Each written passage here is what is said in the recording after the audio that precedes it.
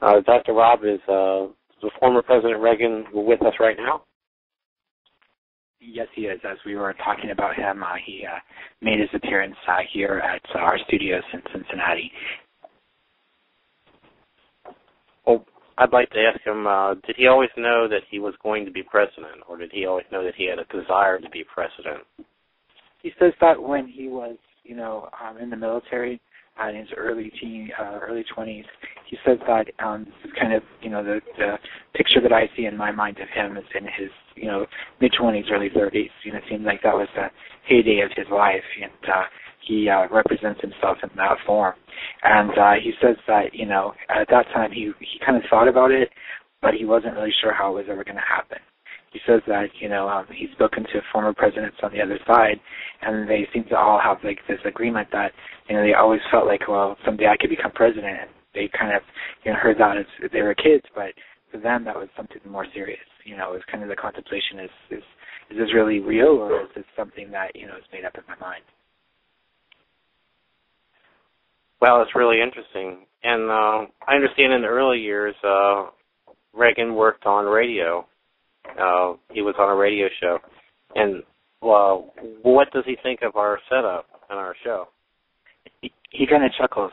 He's got a really good sense of humor. He says that it's the most advanced, that compared to what he was using. He was showing the old-style microphone, and it plugged in, and there was this huge transformer outside. And he said that it's not amazing since he's on the other side, but it's amazing from his point of view as, when he was alive, to see the technology with the computers. And, he had heard and briefed back in his presidency about how powerful computers were going to be.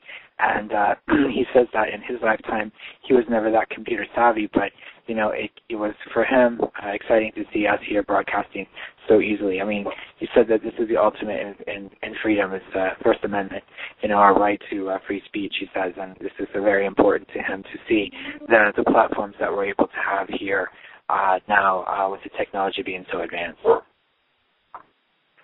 I see. I guess I take that as a compliment.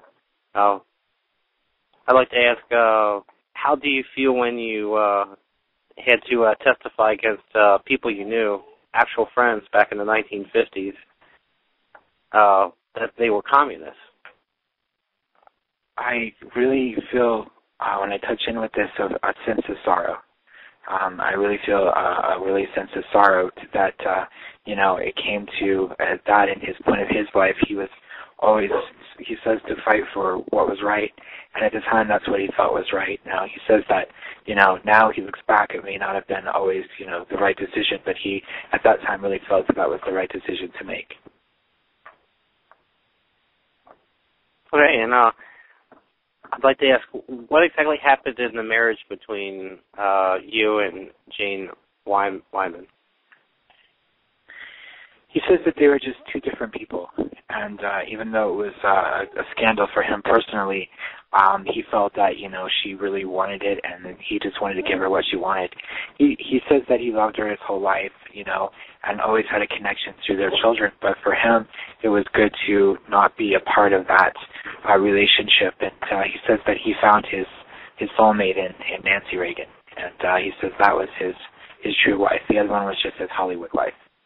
I see, kind of like a front, or a, kind of like a lot of other Hollywood marriages. Would that be, a way to describe it?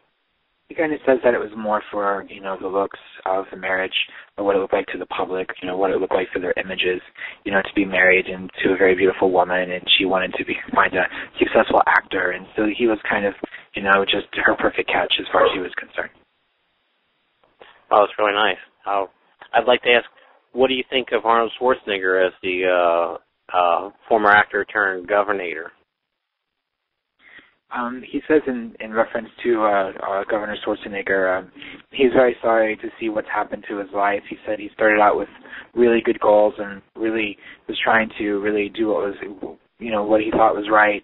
And, he did a good job as governor, but, with what's happening with his personal life, he says is very disappointing. I see, very compassionate towards Arnold Schwarzenegger. And now we're talking about governor. In the 1960s, tell us what it was like to be governor of California. Well, as you can imagine, he says that the 60s are a very tough time for America, and he was not as conservative as he was later in his life, but yet there was a lot of drug issues. There was a lot of vagrant people. He says there was a lot of other issues that were on his mind all the time. He said it was easier to be president than it was to be governor. I think, and once he reached governorship, did he have an even stronger idea that presidencyship would be in his future, or at least he would be running for someday? He said that when he became governor, he realized that was the first step to his true calling. He said that for him personally, that was kind of a wake-up call to, a greater good. And he felt really strongly because of his ties with communism and his fight against communism his whole life. That's one of the reasons he says he became governor, was to, exercise his democratic right to run for office, but also because he knew he'd be a good leader. And, for that time for him personally in the 60s, that was during the communist rule, basically, of Eastern Europe. And he said he started to feel compassion for the people even then. Okay. And I'd like to ask him about the Iran-Contra affair. Were you always aware of the Iran-Contra affair, or when exactly did you find out? He says that he really didn't know anything. He really was kept in the dark. And for myself personally, I was surprised by that answer. I was waiting for him to say something else, but he says that he was really kept in the dark by a lot of people. And it wasn't necessarily just because he trusted them. He was a good delegator, he says, and he was just trying to delegate, his responsibilities like he felt was necessary. And he just trusted everyone around him, he said, and now he looks back from the other side and regrets that trust. And when you were suffering from Alzheimer's, did George Bush know that you were, having this developing disease? He says we didn't know that it was Alzheimer's at the time. It wasn't really diagnosed, but they realized that my memory was going. They realized that I was having some real problems, during my presidency, he says, and they really tried to compensate for him and try to help him as much as possible.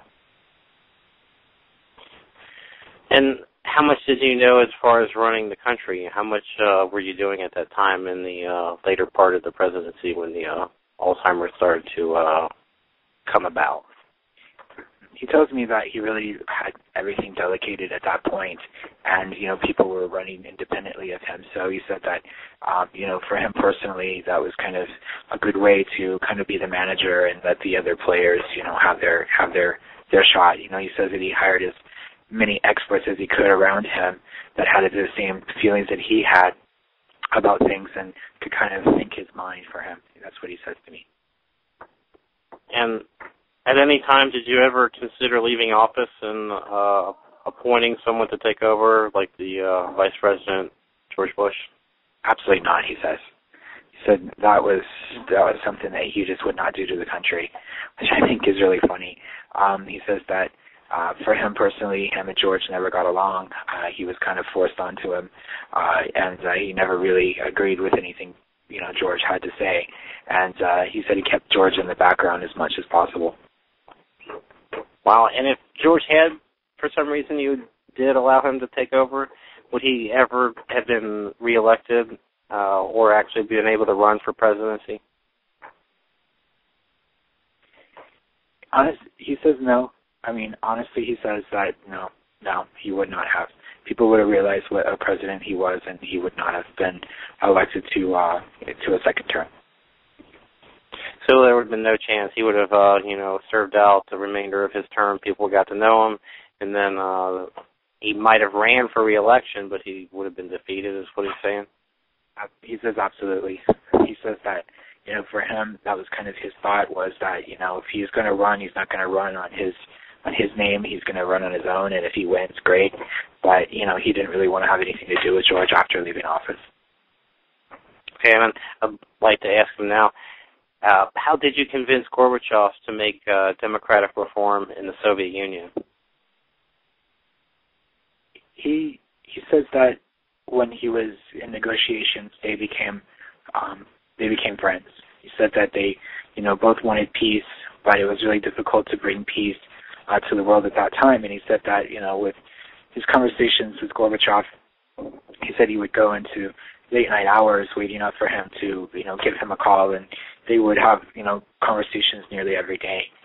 And for him, that was, a rewarding experience because of his love for freedom for all people. He says that it was the reason for his, dedication to bringing about the end of communism. And he said that, Gorbachev wanted it from the very beginning, but he didn't know how he was going to bring it to the people. He said that Gorbachev was more afraid of losing power than he was about bringing reform. And finally it came down to the fact that he says that, he convinced him that if he, gave up, some of his power, he would at least, remain president for life.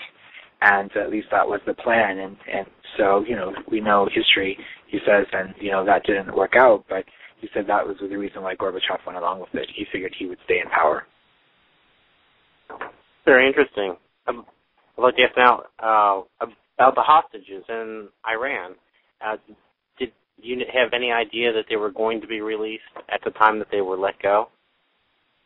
He said that there was, within his camp, a pre-knowledge of, a lot of the issues in the world, but himself personally, he did not know until maybe 12, 14 hours, he says, before the event. Before the event, or basically when the rest of the world found out, he found out at the same time? He said he had a little bit of advance notice, but he really wasn't aware of the hostages being released. He said there was a lot of speculation that, he was kind of responsible for them, staying there as hostages, but he said that it was kind of the Iranians' idea to make that happen in that way. Okay, I'd like to ask him now about the banking system. If he had it to do over again, would he have deregulated the banking system? He said that was an idealistic idea for him, but it really wasn't his idea. He said that he just agreed with it. He kind of pushed it through, with his knowledge, of course, but really didn't understand all the consequences. He was taking advice from others and, wasn't the greatest advice. And I think there was also deregulation of other types of services and other regulations on different things from power to others.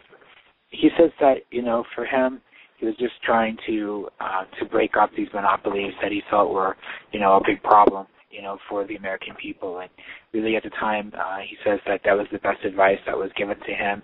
And for himself personally, he kind of felt like that was something that he could, grasp and go with.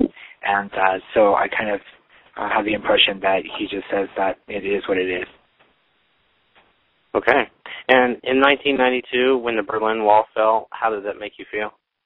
He said that was one of the greatest days of his life. He had been hoping that would happen during his presidency, but he said that, that was something that was really exciting for him to actually witness a part of history, and he knew that he had a lot to do with that, and, for him that was very exciting. He was starting to kind of lose rationality at that point, he says, but he was definitely aware of that and saw that happen, and that was kind of one of his last joyful memories. A joyful memory of being president and freedom in different parts of the world. Yeah, so that's kind of what he was hoping for in his lifetime. He was hoping to see the end of communism as we know it, he said, and, he wasn't even sure if he was going to make it to that point, and for him that was a great satisfaction to be able to actually witness that, and for him, after leaving office, it was kind of a private life after that. This is something that he was very publicly joyful for. Okay, moving on, I'd like to ask him, were there things that could have been done differently to curb the beginning of the AIDS pandemic? He goes back to his answer before. I think even though he's on the other side, he makes me laugh with his political correctness. Even on the other side, he keeps that mentality. He says, once again, it was under advice of others. And I think this is kind of a common theme for him as far as, he's not taking responsibility, but he just gives me that as an explanation to kind of explain that, in the scope of what he was doing, he had so many things on his plate that all these health issues and all these other issues, domestically were not really something of his, utmost importance for him. So he kind of left it to others to make the decisions. So he left it up to his advisors, or what the people's beliefs were on, the different type of issues that were at hand?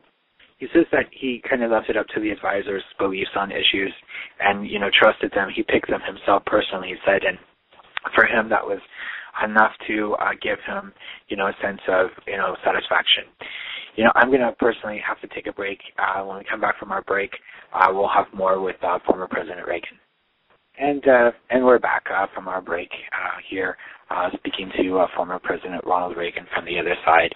And Billy was telling me a story during the break about one of his experiences with President Reagan. Yeah, I'd like to tell you, Dr. Rob, and our listeners right now, the day that I got news that President Reagan had died, I got up early, I was watching TV, and the news had stated that his health had took a turn for the worst. And I didn't comprehend that right at that moment as death, that he was gone. And I thought maybe he had some type of health issue that was, needing to be, taken care of. And I said to myself, oh, well, I hope he pulls through, and I hope everything works out all right. And I heard his voice, and he said in his voice, Billy, I'm already gone. And smacked me on the back, and I turned and looked, and he was gone. And it was really, kind of an interesting, it was kind of freaky a little bit there. Yes, I can imagine. I would be shocked if that happened to me. I remember one of my experiences with Pope John Paul II when he passed. I actually saw him in the room with me, and that kind of, even though I do this every day, I mean, it wasn't an expected event, and it wasn't an invited event. It was a welcome event, but I can kind of understand what you mean by that. Having that audible voice sometimes can be frightening. And I'm asking him now. He's still with us. I'm asking him now whether he actually came to you, and he said that he did. He was actually there with you, due to your respect for him, but also because he could contact you. You were somebody who was available, and I think that, sometimes as just lay people, we don't think we're psychic, but yet you have a lot of psychic abilities and psychic tendencies that you're still developing, of course. It was very interesting, because later, of course, then I was a little shocked, and I was in disbelief, of course, and I listened to the rest of the newscast, and it explained, that he had passed and all the information about that. So it was a confirmation that he would really come to me. I feel strongly he's shaking his head as you're saying these things, and so that's really cool. I'm really happy that you had that kind of spiritual experience in your lifetime, and a lot of people have that even just once. But to be blessed to have it nearly every day, it's a blessing that I'm glad you were able to share with. The presidential visit. That's right. I'd like to ask him right now on the day that he was shot by Hinckley. Did he cross to the other side at any time? I can't remember if he lost consciousness, during this event. He says that he did pass a couple of different times, and they were able to bring him back. He said his health was much worse than what people had known about, and he was on the brink several different times during that ordeal. What type of health issues did he have that he was suffering from prior to being shot? He said that there was some blood pressure issues, some heart issues. There's a lot of issues that people were not aware of. They always try to make him seem like he was the healthiest, as a horse, and due to his age, and they always try to look out for his image, especially his wife. He said that, Nancy kind of made it like a Hollywood production. Anytime he made a public appearance, it was, as if he was going to the red carpet events. And so he said he never kind of left Hollywood at that point. Well, that's pretty cool. And with the invention of Star Wars, where would we be without it today? He said that really was what convinced the other governments to give in. He said that, it was kind of one of those things that it was a turning point in history, and realizing that there was all those weapons and there was no one who was going to win this war, that they were fighting. And he said that kind of gave him a lot of leverage with the other governments. I see. So a lot of protection that was needed, and it sounds like it was a very smart move, and I've always believed that it's paid off, and that's what he's, telling us. Exactly. He says that, it was something that was a calculated move. He said that there really weren't that many weapons up there. He said that there was a lot more talk, and he said that really was the propaganda idea of us, being the superpower that we are. He said that, it was for him at the time, just show. He said a lot of the weapons up there were not active. He said that they thought they were active, but they weren't active, so it was kind of a bluff. A bluff that made other countries, sort of, it was like a peacemaker, wasn't it? He said it's kind of like playing chess up in space.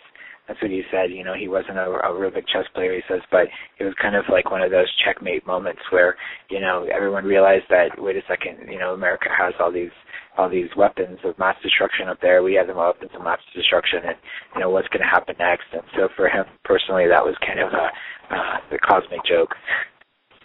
That's really interesting, and I'd like to ask him about what he thinks the biggest threat to the modern world is. He says complacency. He said that people have just gotten really lazy. They're not paying attention to what's going on around them. He said that for himself personally, he sees us in trouble due to the fact that we just don't care. And he said that's one of the saddest things he's seen in this next generation is the people who just don't care. He said that he hopes that we as a people can change, but he says that, we're kind of cultivating that in our culture. And for him personally, that's something of a disappointment. That's something that we need to work on. Is there anything that he would have done differently as president now that he's on the other side? There's too many things to mention. He said that, everyone, thinks they're doing the right thing when they're in office or in any kind of leadership position, he says. And for himself personally, he second-guessed himself every day. But at the end of it all, he realized that, on the other side, it didn't matter because it was what it was meant to be. And he said that there was a lot of things that he would have personally done differently, but the universe had a different idea, and he just kind of followed along with the plan. Let's see. And what advice would he have for our current President Obama? With President Obama, he's very happy the fact that Obama is president. He says that he doesn't, if he was alive, he wouldn't have agreed with him, but he sees him as a good man, somebody who's honest, and he said that after the last few presidents, he's very happy to see us with an honest president. And does he have any information that he can give about dealing with the Middle East and for President Obama? He says that with President Obama, he's doing the right thing. He said that, if he was in office, the war would still be going on. They would have, fought it to the very last man. But he said that with what he's seeing now, he's seen a lot of reform in the Middle East. And he says that even Iran will have reform in the next couple of years. So in the future, how will you see America? Sadly, he says that he doesn't see us as a strong nation. He says he hopes that we can wake up before it's too late and realize what freedoms we do have and what things that, he personally fought for, for us as Americans and the things that we're taking for granted now, have come to the point where we kind of have to think about what our future is going to be like. And he says that a lot of us don't think about our futures. See, so we need to think about the future. And I'd like to ask right now about what the most stressful thing about being president was that bothered you the most, that caused the most stress. He says knowing that every day that they were on the brink of nuclear destruction was really weighing heavily on him. Every day he thought about it, was he going to have to push the button today? And so for him personally, that was the greatest stress. I think that would be stressful for me, too. And how about the happiest memory of being president? He says that the day that Gorbachev announced the end of communism basically was one of his happiest moments. He said that for him, that was worth all the sacrifices he made personally within his, presidency. And for him, that was something that he was, grateful for. We're going to have to take another break. This is taking a lot of energy out of me this evening. So when we come back from our break, we'll have more from President Ronald Reagan. And the president is still with us at this time? Yes, he is. I'd like to ask him another question about his last days before he died. And if he ever actually left his body during that time before he crossed over. He says that he was out of his body on numerous occasions in what we call astral travel. He said that, he wasn't a part of his body for 6 months prior to his passing, and for him, that was, a blessing, really a blessing. He said he was able to communicate with the other side and see people from the other side and see old friends and old people before actually crossing over. And when you did cross over, who was there to greet you, everybody? Who was the people that were waiting for you? He says his former wife was there. They were really glad to see each other, and they have remained friends on the other side. He said that there was a lot of, Hollywood people that were there, and for him personally, that was kind of like almost like a celebrity roast. He says, it was kind of a comedic moment to see all the different people that would show up at his crossing. That's fascinating. So it was like, like you said, a celebrity roast, or like a homecoming, a big party. Exactly. He said that, he was missing a lot when he became president. It was difficult for him to really have that contact with the people, and that's one of the things he missed the most. Is he close to anybody else? Like, is he close to Pope John Paul II? He says that, even though he wasn't Catholic, he had a lot of respect for the Pope.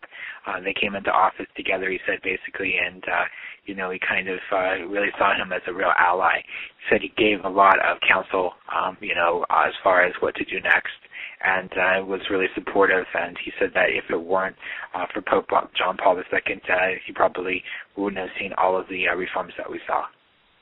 Okay, and so those are the people that he's close to. What exactly is he doing now on the other side? He says he's still fighting for our freedom. He's still, having, to us as American people, he's trying to work on the other side towards peace, a peaceful solution. He says that, the problems that we're having in the Middle East are only going to get worse, and he's trying to work in a spiritual way to try to, circumvent some of the nuclear problems that we may have in the future. That's really sweet. That's nice of the president to do that. And wife Nancy, that's still here on our Earth walk, how's she doing, health-wise and everything-wise? How much time does he think she has, He says her time's very limited. He's very happy that they're going to be reunited, and not that she's going to have to pass in order for that to happen. But for himself personally, it kind of gives him a real sense of satisfaction to know that, he'll be with her again. He's missed her, and she's missed him terribly, but he goes to her every day, he says, and speaks with her. So, they're really close, even though he's on the other side.